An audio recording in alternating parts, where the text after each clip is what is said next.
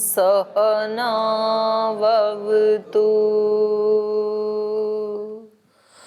सहनौ भुनक्तु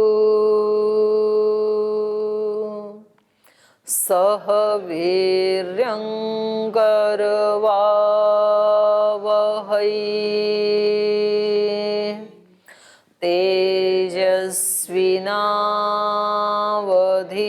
तेजस्विनावधीतमस्तु मा विद्विषावहै।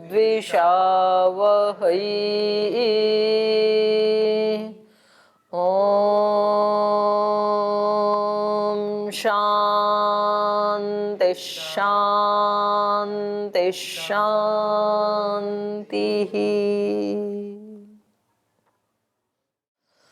तो प्रथम पाद में एक तरह से शुरुआत की थी अभ्यास वैराग्य से, क्योंकि हमें समाधि लगानी है। पहले संप्रज्ञात समाधि और फिर असंप्रज्ञात समाधि। और समाधि लगाने के लिए या फिर हम ये कहें कि जीवन के सब समाधान पाने के लिए, समाधि मतलब समाधान, सब समाधान पाने के लिए जीवन के सबसे पहले शुरुआत करनी पड़ेगी वृत्ति से, माने विचार से। विचार को पकड़ना पड़ेगा, क्योंकि हम जो भी कर्म करते हैं उसके मूल में तो विचार होता है ना। तो पहले सूक्ष्म को ठीक करेंगे तो स्थूल चीजें अपने आप ठीक होती चली जाएंगी। तो यहाँ प्रथम पाद में अगर इसका हम सारांश देखें तो दो बातों के ऊपर ज्यादा बल दिया है महर्षि पतंजलि ने, विचार और भाव। तो शुरुआत तो की है विचार से, योगश्चित्त वृत्ति निरोधः। तो वहां से ठीक करना है, पहले विचार को ठीक करना, वहां से पकड़ना है हमें, अगर हमें जीवन के समाधान चाहिए तो।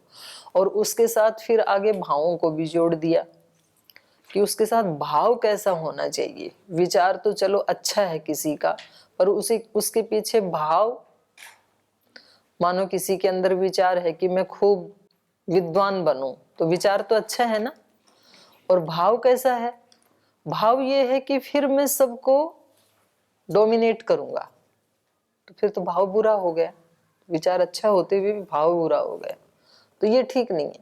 विचार भी ऊंचा, भाव भी ऊंचा, इसलिए मैत्री करुणा मुदितोपेक्षा 4 भाव बता दिए वहां पर कि आपको जीवन में कैसे जीना है। चाहे आप सामाजिक जीवन जीने वाले हैं, और हर व्यक्ति ही सामाजिक जीवन जीने वाला ही है, ठीक है। जो साधु संत योगी ब्रह्मचारी हैं, सन्यासी हैं, उनका सोशल फील्ड थोड़ा जब बड़ा होता है थोड़ा, और जो बेचारे सांसारिक व्यक्ति हैं उनका थोड़ा छोटा होता है घर परिवार, लेकिन है तो सोशल हर व्यक्ति।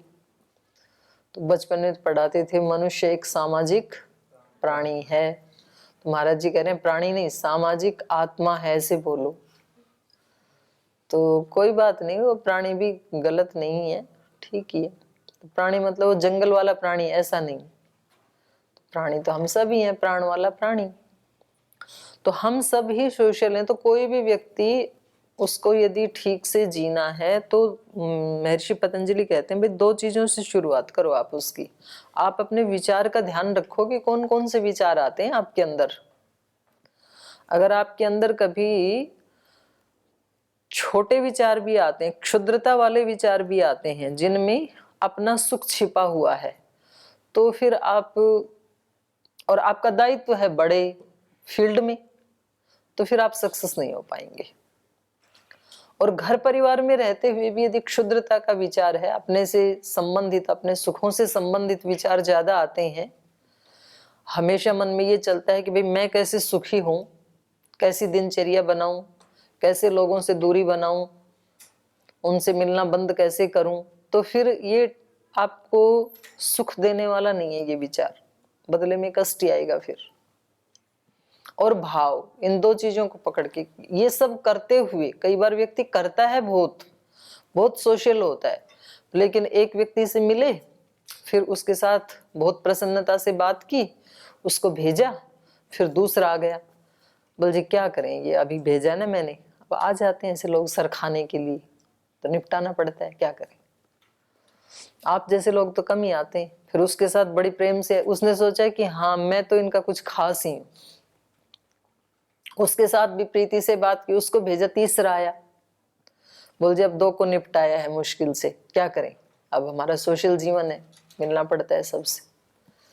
तो ये सब अपने स्वार्थ के लिए आते रहते हैं, अब क्या करें। उसकी निंदा की, फिर तीसरे के साथ भी।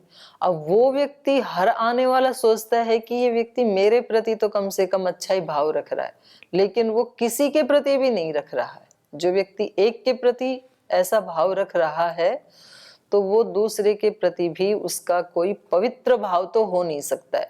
हो सकता है कि कोई उसका अपना निजी व्यक्ति आए तो राग का भाव हो, पर यदि सेवा का भाव होगा तो सबके प्रति होगा। तो इसलिए इन्होंने बहुत बल दिया इसके ऊपर। तो उसको करने के लिए, उस स्थिति को लाने के लिए कि हमारा विचार भी पवित्र हो, भाव भी पवित्र हो, कर्म भी पवित्र हो, जीवन भी पवित्र हो, कर्माशय भी पवित्र हो, तो उसके लिए करें क्या। तो उपाय बताया, अभ्यास वैराग्याभ्याम तन्निरोधः। वो जो क्लिष्ट वृत्ति हैं, क्षुद्र विचार हैं, निम्न कोटि के विचार हैं, छोटे विचार हैं, नेगेटिव विचार हैं, उनको रोकने के लिए भाई अभ्यास करो। और साथ में वैराग्य भी होना चाहिए। और वो सब एक प्रोसेस है। फिर वो भी यदि नहीं कर पा रहे हैं तो फिर ईश्वर प्रणिधानात्वा दूसरा उपाय ये है, अपने से महान किसी की शरण में रहो।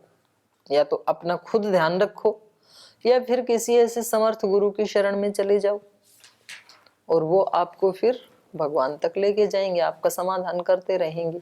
पर उस गुरु के प्रति फिर आप 100% कैसे रहना, समर्पण के भाव से रहना, तो भी आपका चित्त शांत रहेगा।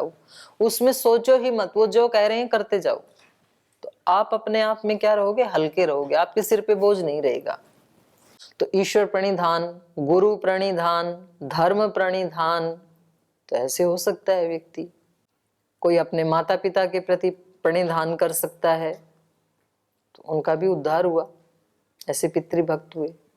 अब जिस ईश्वर प्रणिधान की बात की, क्योंकि हो सकता है पितृ गुरु ये सब मनुष्य हैं, और हो सकता है कि कभी वो कोई ऐसा रास्ता हमें बता दें, या हो सकता है कि उसमें कहीं कोई छोटी मोटी त्रुटि रह भी जाए, लेकिन ईश्वर तो पूर्वेशामपि गुरु कालेन नवच्छेदात्। तो उसकी शरणागति में आने के बाद तो अनिष्ट अभद्र कभी हो सकता ही नहीं है।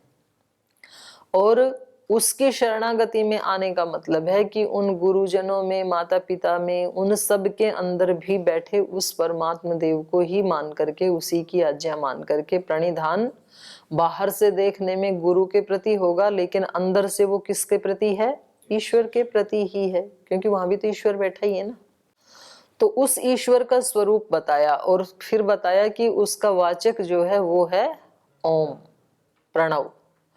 और उस प्रणव का हमें जाप करना चाहिए, तज्जपस तदर्थ भावनम। तो हमारा प्रैक्टिकल जीवन, सामाजिक जीवन भी और व्यक्तिगत आध्यात्मिक जीवन भी फिर दोष रहित होने लगता है, और हमारे अंदर अच्छे अच्छे विचार ही आते हैं, अक्लिष्ट वृत्तियां आती हैं, अच्छी अच्छी प्रेरणाएं आती हैं, और उन प्रेरणाओं की सेना आने लगती है। आप कहोगे कि इनको लिपिबद्ध कैसे करूं, इतने भाव, इतने विचार अच्छे अच्छे आए जा रहे हैं। संध्या में एक मंत्र बोलते हैं ना आप, चारों दिशाओं में मनसा परिक्रमा करने के बाद अगला मंत्र क्या है, ऊर्ध्वाधिपति के बाद उद्वयं तमसस् परिस्वः पश्यन्त उत्तरम देवम देवत्र सूर्यम अगन्म ज्योतिरुत्तमम। और उससे अगला ये भी बहुत अच्छा है वैसे, इस नहीं, यही जो हम बोल रहे हैं, उदुत्यम जात वेदसम देवम वहंति केतवः। उदुत्यम, इस स्थिति से ऊपर उठते हुए, जात वेदसम देवम वहंती केतवः, उस वो जो जात वेदा है, सबको जानने वाला जो परमेश्वर है, उसके सब जगह अब चिन्ह दिखने लगे हैं। केतु मतलब झंडियां, झंडी मतलब निशान ही होता है ना। तो अब सारी सृष्टि में उसी की झंडियां दिख रही हैं, उसी के निशान दिख रहे हैं। संध्या करते करते चित्त की स्थिति ये हो गई अब कि कहीं चित्त जाता भी है तो वहां भी क्या दिखाई दे रहा है? ईश्वर। उत्तम जात वेद संदेवम वहंति केतवः दृशे विश्वाय सूर्यम, विश्वाय सूर्यम दृशये। वो जो सारी सृष्टि का दृष्टा है या प्रकाशक है, उसको देखने के लिए अब तो सब तरफ बस उसी के ही निशान दिख रहे हैं। अब रास्तों की जरूरत नहीं है, हमें तेरे पैरों के निशान मिल गए हैं। उदुत्यम जात वेद संदेवम वहंति केतवः दृशे विश्वाय सूर्यम चित्रम देवानाम उदगाद अनीकम। ये कह रही थी, देवानाम अनीकम चित्रम, उन देवों की दिव्य भावों की, अनीक मतलब सेना, सेना की सेना। तो दिव्य भाव इतने आने लगते हैं। महाराज जी इसलिए हमेशा डायरी पेन रखते हैं। जब मंच पे बैठते हैं तो उस व्यासपीठ की ऐसी महिमा है, उसके नीचे आएंगे तो आपको लगेगा ये तो हमारे पिता जैसे हैं, हमारे दादा जैसे हैं, हमारे नाना जैसे हैं, हमारी माँ जैसे हैं, मतलब सामान्य लगेगा आपको। और जब वो मंच पे बैठते हैं तो इतने भाव आते हैं कि लगता है कि ये तो कोई और ही लोक का कोई व्यक्ति है। तो और वो स्वयं भी ऐसे महसूस करते हैं। महाराज जी कहते हैं इतने भाव आते हैं तो कभी कभी मैं एक को लिखने लगता हूँ तब तक दूसरा स्किप हो जाता है तो इसलिए डायरी रखता हूँ, क्योंकि कंटिन्यू इतने भाव आते ही रहते हैं। तो ऐसे जो व्यक्ति तज्जपस तदर्थ भावनम या ईश्वर प्रणिधान की स्थिति में रहता है तो फिर उसमें अक्लिष्ट वृत्तियां बहुत तीव्र गति से आती हैं। इतने काम उसको शुभ कर्म दिखाई देंगे करने के लिए कि मैं संसार की भलाई के लिए ये भी कर दूं, ये भी कर दूं, कितना अच्छा काम है। और नहीं तो व्यक्ति सोचता है क्या करूं, अपनी परीक्षा भी मतलब छोटा सा काम है ना, नन्हा सा, उसमें भी बोले मन लगता नहीं है, क्या करूं। तू बैठ के रो और क्या करेगा क्योंकि अच्छा भाव आता ही नहीं है, अच्छा विचार आता ही नहीं है, तो व्यक्ति करेगा क्या। ऐसे ही एक दिन कटा, 2 दिन कटा, 2 सप्ताह कटे, 2 महीने कटे, 2 साल कटे, सारा जीवन कट गया। जीवन तो क्या कट गया, ये व्यक्ति कट गया। ऐसे होता है। तो ये हमें बता रहे हैं तज्जपस तदर्थ भावनम। तो कभी कभी सन्यासियों को, ब्रह्मचारियों को, जैसे ऊपर हॉल में बैठ के या इस वाले हॉल में बैठ करके लगातार 10-15 मिनट ओम का ही उच्चारण करना चाहिए। और फिर वो पूरा का पूरा कक्ष जो है वो उस ध्वनि से भर जाता है। वो फिर रिसाउंड हमारे ऊपर ही आती है। वो जो वाइब्रेशंस हैं वो हमारे शरीर को चारों तरफ से एक सुरक्षा कवच की तरह से घेर लेती हैं। और जो हमारा ओरा है सभी के चारों तरफ होता ही है, उसमें कहीं कोई छिद्र है, कहीं कोई उसमें टूट फूट हो गई है, तो वो अपने आप उसको वो कर लेता है, करेक्ट कर देता है, उस टूट फूट का सुधार हो जाता है। तो तज्जपस तदर्थ भावनम, उसका जप करना चाहिए, क्योंकि ये एक अपने आप में अद्वितीय ध्वनि है, अद्वितीय शब्द है ये, क्योंकि ये इस सारे ब्रह्मांड में व्याप्त है। वैसे तो सारे ही शब्द, सारी ही ध्वनियां ईश्वर की ही हैं, सब कुछ उसने बनाया है ना, तो कुछ भी उससे अतिरिक्त तो है ही नहीं कुछ भी। लेकिन ये एक खास शब्द है, एक खास ध्वनि है, क्योंकि ये सर्वत्र व्याप्त है, इसलिए इसकी इतनी महिमा है। तो इसलिए यहाँ पर कहा प्रणवस्य जपः प्रणव अभिधेयस्य च ईश्वरस्य। और यदि सुबह सुबह करें ना आप, किसी दिन आप संडे आदि को इसका प्रयोग करके देखना, सुबह 4 बजे से 4:30 तक सब मिलकर के केवल ओम, और कोई एक व्यक्ति उसको बता दे। ऐसे नहीं कि एक कोई बहुत जोर से बोल रहा है तो एक मीडियम, एक बिल्कुल धीरे, ऐसे नहीं, एक ही जैसी ध्वनि होनी चाहिए और बहुत शांति पूर्वक। तज्जपस तदर्थ भावनम, उसमें कोई जल्दबाजी नहीं। और फिर आप देखेंगे कि आपको उठने की ही इच्छा नहीं होगी, आप खो जाएंगे, डूब जाएंगे उसमें। और आपको लगेगा कि अच्छा ये हमारे यहाँ हॉल में ही थी क्या इतनी शांति, इतनी पवित्रता, इतना आनंद यही था क्या ये। क्योंकि हॉल में कोई नई चीज तो आई नहीं, वही हॉल और वही आप। लेकिन ये एक जो विशेष अनुभूति है, ये फिर संयोग विशेष से ही अनुभव में आती है। परमात्मा, आत्मा और हमारा मन का जब संयोग विशेष होता है तो फिर वो अनुभूति में आएगी। तो ये कह रहे हैं प्रणवस्य जपः प्रणव अभिधेयस्य च ईश्वरस्य भावनम तदस्य योगिनः प्रणवम जपतः प्रणवार्थम च भावयतः चित्तम एकाग्रम संपद्यते। चित्त इसका एकाग्र हो जाता है। और ये जो एकाग्र चित्त है ना, ये व्यक्ति की बहुत बड़ी संपत्ति, क्योंकि इस एकाग्र चित्त को ये व्यक्ति जिधर भी फोकस करेगा ना, उधर वारे न्यारे हैं। फिर उसने यदि अध्ययन में उसको फोकस कर दिया, वो व्यक्ति विद्वान बनेगा। उसने बिजनेस व्यापार में फोकस कर दिया, वो व्यक्ति धनवान बनेगा। उसने सेवा कार्यों में फोकस कर दिया, वो व्यक्ति यशस्वी बनेगा। कहीं भी उसने उस चित्त को, पवित्र और एकाग्र चित्त को लगा दिया ना, उसी फील्ड में वो व्यक्ति एक महान व्यक्तित्व बनेगा, अद्वितीय बनेगा। तो ये बहुत बड़ी दौलत है हमारी। हमें लगता है कि जी आज तो काम इतने हैं, पहले पाठ जो याद करना उसको निपटा देता हूँ, पहले थोड़ा व्यायाम 1 घंटा करना उसको निपटा देता हूँ, बाद में देखेंगे। जब तो जब आज नहीं भी हो पाया तो कल कर लेंगे, कोई बात नहीं है। हमने इसको समझ रखा है खाली का काम। ये खाली का काम नहीं है, ये सबसे इंपॉर्टेंट काम है। इसके लिए समय निकालना सबसे ज्यादा जरूरी है। तभी हमारे जो दैनिक कार्य हैं या विशेष कार्य हैं, नैमित्तिक कार्य हैं, वो भी तभी उत्कृष्ट हो पाते हैं। और एक एक दिन को, एक एक कार्य को उत्कृष्ट बनाते हुए ही व्यक्ति का पूरा जीवन उत्कृष्ट बनता है। और उदाहरण श्रद्धेय स्वामी जी महाराज, पूज्याचार्य जी, और भी देश में इतने बड़े जो साधु संत महात्मा जन हैं, वो हमारे सामने आज भी लाइव। और यदि उसका इतिहास देखें तो हमारे सभी ऋषि महर्षि जिनके चित्र हमारे आसपास लगे हैं, ये सब एकाग्र चित्त वाले ही व्यक्ति थे। और इसी प्रकार से उन्होंने अपने चित्त को एकाग्र किया था। तो कहा कि प्रणवार्थम च भावयतः चित्तम एकाग्रम संपद्यते। और उसके लिए तथा च उक्तम क्या कहा है? स्वाध्यायाद योगमासीत योगात स्वाध्याय मामनेत। स्वाध्यायात, स्वाध्याय का मतलब है ओंकार के जप से, क्योंकि वहां पर जब तपस स्वाध्याय ईश्वर प्रणिधानानि क्रिया योग जो कहा, वहां व्यास भाष्य में स्वाध्याय का अर्थ क्या किया है? प्रणव आदि पवित्र मंत्रों का जप।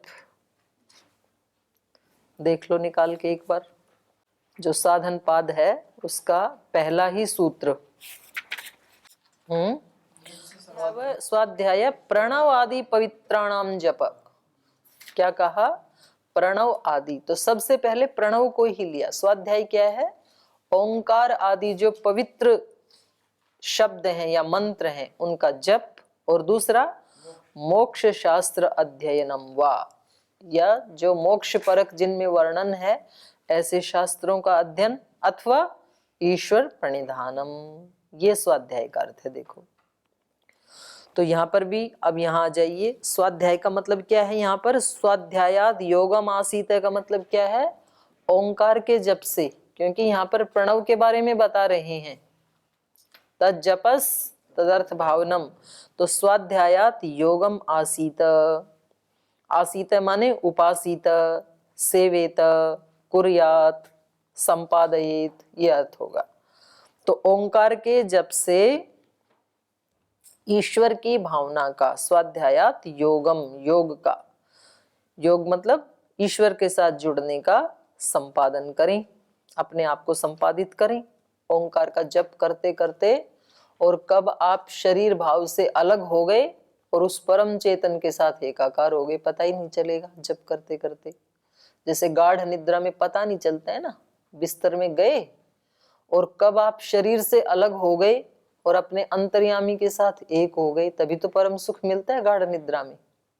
पता ही नहीं चलते व्यक्ति को कि हुए कैसे। जगने के बाद पता लगता है कि अरे ये तो 6 घंटे बीत गए, इस दौरान क्या कुछ हुआ, हमने तो कुछ किया नहीं, कुछ पता ही नहीं लगा किसके साथ जुड़ गए थे और इस शरीर से कैसे हट गए थे। शरीर तो यहीं पड़ा था, कोई कार्यों की टेंशन नहीं थी, कोई चिंता नहीं थी, कोई तनाव नहीं था, कोई आभास नहीं था क्या पद है क्या प्रतिष्ठा है, कैसे हट गए थे, पता ही नहीं चला। ऐसे ही ओंकार का भाव पूर्वक जप करते हैं तो करते करते ही व्यक्ति क्या हो जाता है, उसके साथ युक्त हो जाता है। और ऐसा करना चाहिए, ऐसे ये हमें बता रहे हैं ऋषि। स्वाध्यायात योगम आसीत, योगात स्वाध्यायम आमनेत। और योग से, योग माने जब हम ईश्वर के साथ जुड़ गए हैं तो उससे योगात स्वाध्यायम आमनेत, योग युक्त होकर के ही फिर हमें ओंकार का जप करना चाहिए। आसते भी पाठ है और आमनेत पाठ है, पाठ भेद है दोनों में। स्वाध्यायम आसते ये पाठांतर मिलता है और पुस्तकों में, कुछ पुस्तकों में स्वाध्यायम आमनेत, दोनों का अर्थ एक ही है। स्वाध्याय योग संपत्त्या, तो इस प्रकार से स्वाध्याय और योग इन दोनों की संपत्ति से, स्वाध्याय योग संपत्त्या, स्वाध्यायस्य योगस्य च संपत्ति ही, स्वाध्याय योग संपत्ति तया स्वाध्याय योग संपत्त्या, उस ओंकार के जप और ईश्वर की भावना रूपी शक्ति से परमात्मा प्रकाशते, ईश्वर परमात्मा प्रकाशित हो जाता है। तो देखो कितनी कृपा की, मतलब रास्ता बताने वाला जो है ना, वो उसका बहुत बड़ा महत्व है। मानो हम किसी अनजान जगह में जा रहे हैं, आप जाओ कहीं जम्मू कश्मीर या और किसी भी शहर में, और आप किसी चौराहे पे कहो कि भाई हमें उधर जाना है, और वहां कोई व्यक्ति रास्ता गलत बता दे। मानो आप देहरादून जाके कहो कि जी हमें तो गंगोत्री जाना है एक चौराहे पे, और कोई व्यक्ति कहीं इधर से घूम जाओ, और वो रास्ता आ रहा था हरिद्वार की तरफ, तो क्या होगा, हरिद्वार पहुंचेंगे, जहां से गए थे वहीं वापस आ जाएंगे। और कोई ठीक रास्ता बता दे तो जो हमारा गंतव्य था वो हमें प्राप्त हो जाएगा।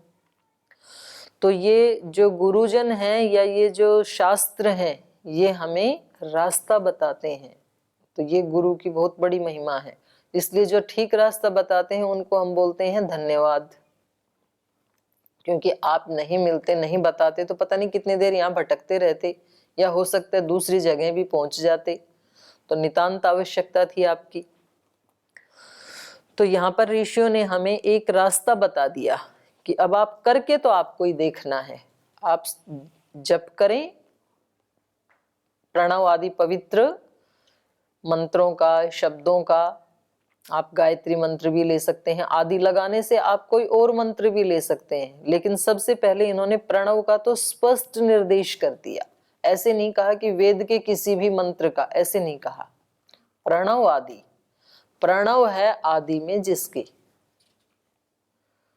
तो ऐसे किसी भी मंत्र को लेकर के अब उसकी अनुभूति आप करें, क्योंकि जो मंत्र आप जाप कर रहे हैं तज्जपस तदर्थ भावनम का अर्थ उस दिन परम पूज्य स्वामी जी महाराज भी बता रहे थे यज्ञशाला में। तदर्थ भावनम का मतलब शब्दार्थ नहीं है, जो शक्ति उस मंत्र में निहित है उस शक्ति के साथ हमारा कनेक्शन जुड़ जाए, ये है तदर्थ भावनम। और वो श्रद्धा के अतिरेक से ही हो सकता है, उसके बिना नहीं हो सकता है। इसलिए बहुत सारे ऐसे लोग हैं, अनपढ़ लोग हैं, जो मंत्र का जाप करते हैं, उनको नहीं पता उस मंत्र का अर्थ क्या है, पर उनका भाव ये होता है कि भाई इस मंत्र में जो भी शक्ति है वो परम शक्ति है, और इस समय हमने अपने आप को उसके सुपुर्द कर दिया है। तो उनके मंत्र सिद्ध हो जाते हैं, उनको शक्तियां मिल जाती हैं। और बहुत बाद में जाकर के वो मंत्र अपने अर्थ को स्वयं भी उसके सामने उद्घाटित कर देता अपनी शक्तियों को। तो हम ये ना जाने कि हमें गायत्री मंत्र का शब्दार्थ पता है तो जी हम तो अर्थ जानते हैं, और कोई अनजान व्यक्ति को शब्दार्थ नहीं पता है तो बोल जी ये तो ऐसे ही बोल रहे हैं, ऐसा अभिप्राय नहीं है यहाँ पर। उस मंत्र का ठीक अर्थ क्या है वो तो वो मंत्र ही आपके सामने अपने आप को उद्घाटित करेगा, आप नहीं जान सकते हैं उसको। जो आप बोल रहे हैं ना मंत्र, तो ध्वनि से एक वाइब्रेशन इकट्ठी हुई, एक बार बोला तो, दो बार बोला तो वो वाइब्रेशन डबल हो गई, तीन बार बोला तो ट्रिपल हो गई। ऐसे आपने 1000 बार बोला उसको या लाख बार जाप किया आपने, तो वो हमारी जो ध्वनि है वाइब्रेशंस वो घनीभूत हो जाती हैं। ये सारा संसार किस, साइंस भी बोल रही है ना, क्या है ये सारा संसार? एनर्जी का घनीभूत रूप ही तो है। मूल में क्या है? एनर्जी है। कोई उसको वाइब्रेशन, कोई वेव कह रहा है, कुछ ऐसे ही बोल रहे हैं, साइंस वहां तक तो पहुंच ही गए वैज्ञानिक। और उसी का स्थूल रूप, वो घनीभूत रूप है, वो फिर एक आकृति ग्रहण कर लेता है। तो आचार्य श्री राम शर्मा जी ने जो गायत्री की मूर्ति जो बनाई, तो ऐसे नहीं कि कुछ भी कल्पना करके कर दिया होगा। या कुछ लोग बोलते हैं भाई इसको गायत्री का साक्षात्कार हो गया, या इसको ओंकार का साक्षात्कार हो गया, या किसी भी मंत्र का साक्षात्कार हो गया। तो साक्षात्कार का मतलब कोई ऐसा फिजिकल बॉडी उनके सामने अभिव्यक्त हो गया और वो कहीं पता नहीं कौन से लोक में रहता है, वहां से चल के आ गया, ऐसा अर्थ नहीं है। आप जो बोल रहे हैं वो ध्वनियां ही घनीभूत होकर के उसका साक्षात्कार आपको होता है, और वो आपकी हेल्प करती हैं हर काम को करने में। तो इसलिए जप की बहुत बड़ी महिमा है। और ये जप की महिमा केवल अभी कुछ लोग बताते हैं, बोले भाई कलयुग में तो बहुत ही ज्यादा महिमा है। कलयुग में नहीं है, तो आदि युग से, आदि काल से इसकी महिमा को हमारे ऋषियों ने गाया है। तो जप की बहुत बड़ी महिमा है। तो हमें प्रतिदिन 10 मिनट, 15 मिनट, आधा घंटा, कुछ खास दिनों में 1-1 घंटा जप के लिए जरूर निकालना चाहिए। तो आज तो इसी सूत्र के ऊपर समय भी हमारा समाप्त हो गया। तो शेष हम कल पढ़ेंगे, आज यहीं विराम लेते हैं।